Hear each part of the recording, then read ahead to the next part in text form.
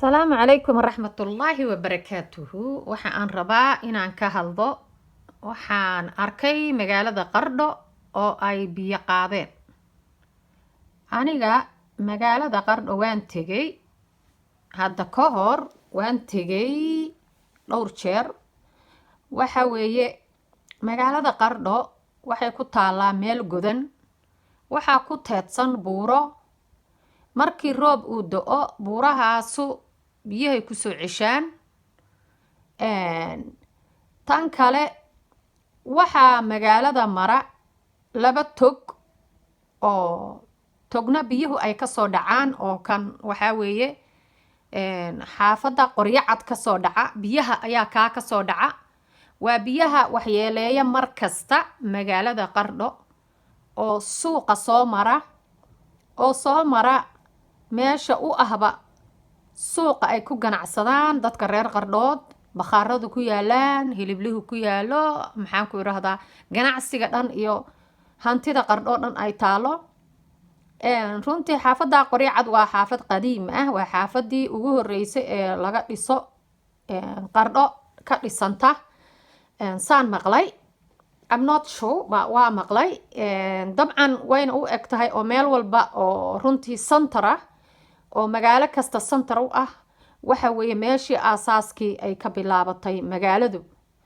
marka xaafadaha kale waa xaafado cusub waa dareemi kadhaa laakiin xaafadan waa qadiim guryaheeda saasna darteed waxaan u leeyahay waa magaalo waa xaafad hore sorry. marka togaas wuxuu ka soo dhacaa dhanka Qoryacad dhanka Kubo la yiraahdo meesha deegaanka oo beeralayda ah ayuu ka soo dhacaa Qoryacad buu soo maraa wuxuu soo maraa maxaan ku yiraahdaa dooxadan la yiraahdo Qalqalooc saas ayuu wuxuu u soo galaa suuqa iyo centerka magaalada. dabcan biyahan waxay leeyihiin bridge ay hoos maraan laakiin bridge-ka kulli ma aadaan meel kale oo ay maraan ayaa jirtay oo ah magaalada laamida ayuu dul maraa marka uu suuqa maro laamida ayuu dul maraan biyuhu waxay u gudbaan dhanka kale oo ah meesha Golis iyo ku taalo hotelka Imbeeye maxaan ku rahdaa Samtel dhulkaas oo dhan dhinacaas ayay maraan waxay ku shubmaan tog kale oo ku yaala xaafada I don't know Calanley miyaa la dhahaa ma garanaayo laakiin magaca horena way lahayd Xingood miyaa la dhahaa ma garanaayo dabcan sidaasaa ma sii kala aqaano but halkaasay ku shubmaan kadib ayay xeeb iyo badda aadaan sida la sheegay ee dadka magaalada ku dhashay ay sheegeen.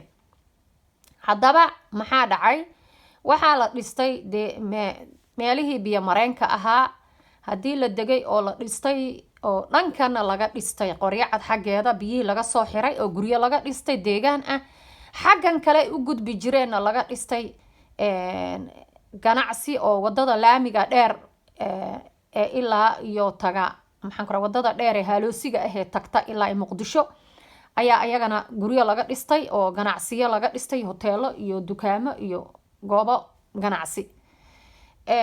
marka dhibaatada taas ayaa keentay first one sorry waxaa jirta oo kale togan waxaa jirta intuusan Kuba ka iman waxaa jirta meelo ka shisheeya dabcan uu ka soo dhaco toga marka waxay ahayd in biyahan meesha ka soo dhacayaan inay dadkani ogaadaan oo loo dhabagalo oo loo fiirsado oo kadib laga leexiyo magaalada at least laga yareeyo xataa magaalada ayay ahayd. tan kale biyahan sanad walba dhibaataynaya dadka iyo maxaan ku rahdaa guryaha iyo hantidooda iyo ganacsiyadooda iyo gawaaridooda qaadaya ee burburinaya deegaanadooda waxaa fiicnaan lahayd inay biyahan ka faa'iideystaan inay daam sameeyaan dabcan meesha uu ka soo dhaco biyaha inta la tago togaas in la leexiyo oo daam weyn laga qodo oo biyihii la nafaacsado, laga faa'iidaysto, beero laga qoto, agteeda beero laga samaysto oo beeraha laga qoto, dabcan xoolaha laga waraabsado. waxaa fiicnayd biyahan dhibaataynaya sanad walba in ay iyagu ka faa'iidaystaan ahayd. meesha halka ay ka dhibaataynayaan biyahan inay iyagu ka faa'iidaystaan bay ahayd. tan kale waxaa jirta video aan hadda ka hor daawaday oo Harari uu wareysanayo ninkii degmada haysan jiray maxaa la dhahaa Hebel Saciid ma la dhahaa Maxamed Saciid, I don't know, hebelkaa Saciid kuley inuu Maxamed Saciid ahaa in kale ma hubo. adigu Saciidkaas waa xasuustaa. hebelkaa Saciid dheere la yiraahdo ayaa waxaa tegay hadda ka hor Qardho iyo Sooneed. waxaa tegay wariyaha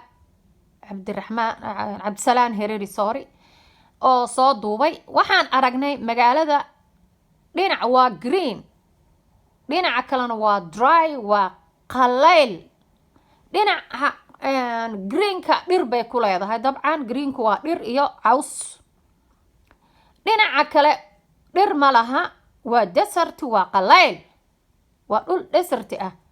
marka aniga ahaan fikirkayga waxaa ila fiicnaan lahayd in laamida halkaas la jabiyo, halkan ay biyaha marka dhinacan dabcan biyaha ay soo marayaan oo burburinaya magaalada kusoo ridayaan, waa dhinaca greenka ah ayay ka imaanayaan biyuhu, oo kuba ka shisha maybe ayay ka imaanayaan. marka saasay qoryo cad iyo kuba iyo usoo marayaan ilaa iyo suuqa, ilaa ay magaalada ay ka burburiyaan.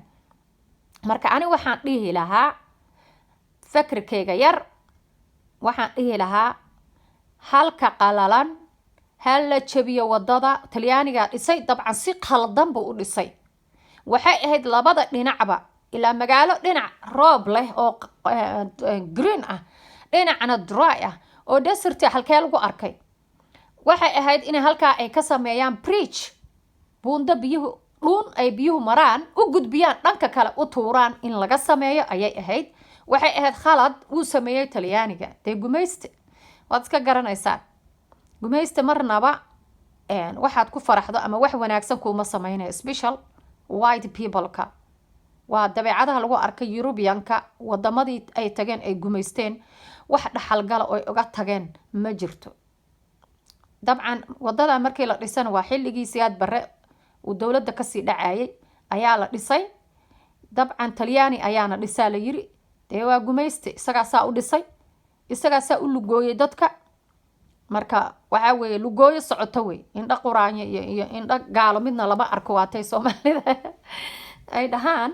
marka dabcan waa dabeecado ay ku arkeen in ay munaafaqad badan yihiin Soomaalidii hore baa tiri hadalkaas, oo dadkii u yimi dabeecadihii ay ku arkeen bay ahaayeen. that's why ay maahmaahda u sameeyeen dadka Soomaaliyeed.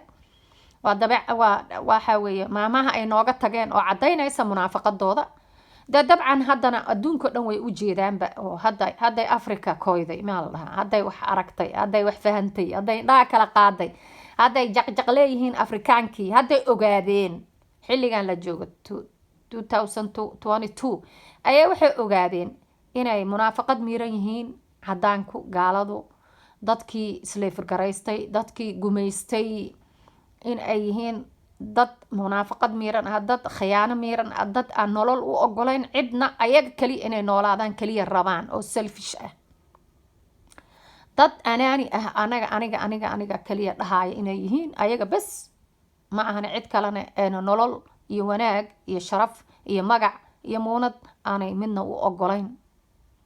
adduunkan inay ayaga kaliya ku noolaadaan ay rabaan, cid kale inay noolaatana ma rabaan. that's why lugooyada ayaa loogu bixiyay indha quraanyo. ay dadka yagi hore maskaxda iyo caqliga u saaxiibka ahaa ay yiraahdeen indha quraanyo indha gaalo midna lama arko, oo meaning ay ka wadaan munaafaqadooda ayaa badan iyo isdabarmariyayskooda.